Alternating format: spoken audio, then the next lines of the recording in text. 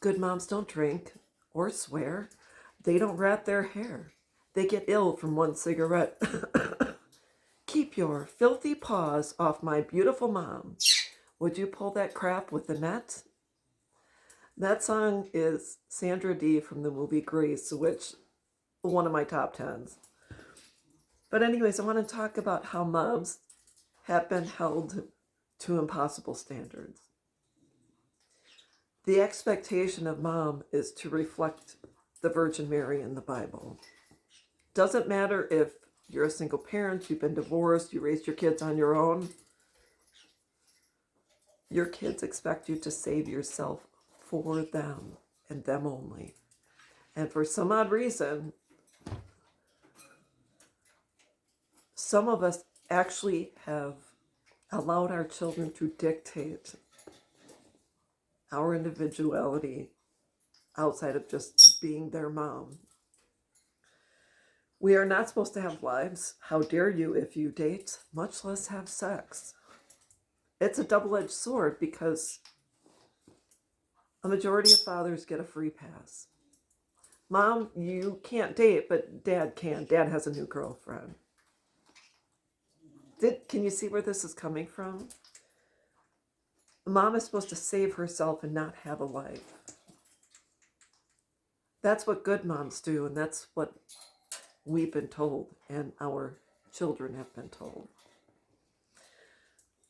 I'm going to out myself because I was married to my daughter's father for, I think it was 10 years, after all was said and done.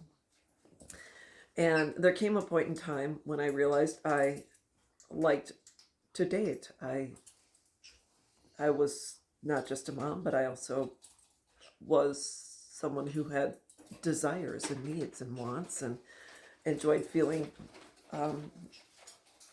the arms of a man around me.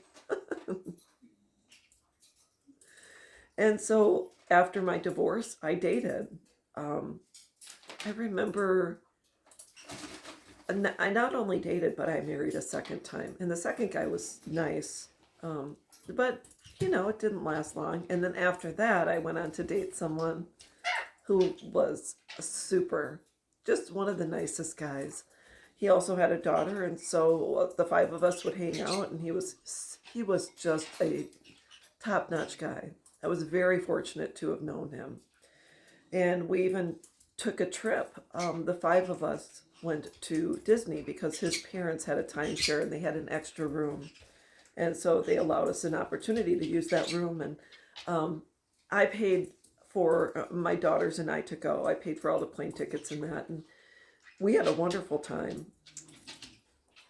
And although him and I did not last, we parted ways. Eventually, I went on to meet someone who was younger. My daughters were older. They were in high school. They were, 17, 18 years old or something like that, 16, 17.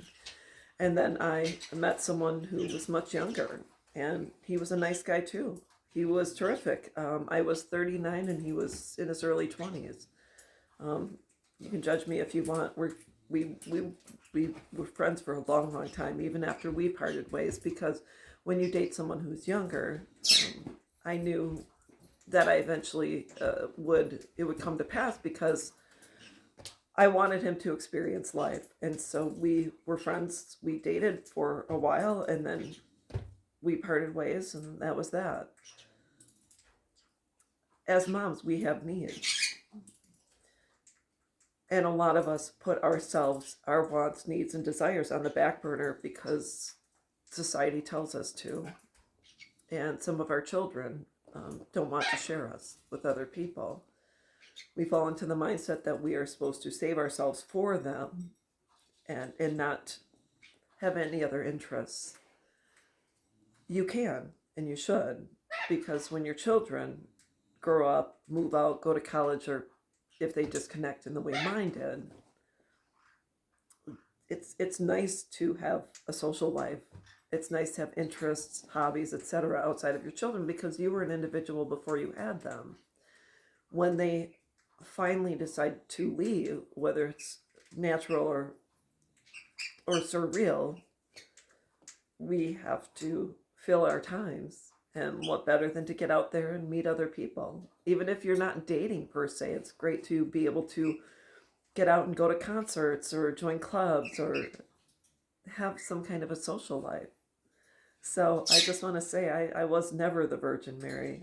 Um, and fortunately, I did have a life outside of my children. Someone would say that's very selfish, but no, that is survival. So, anyways, that's all there is to it, and I'll be back.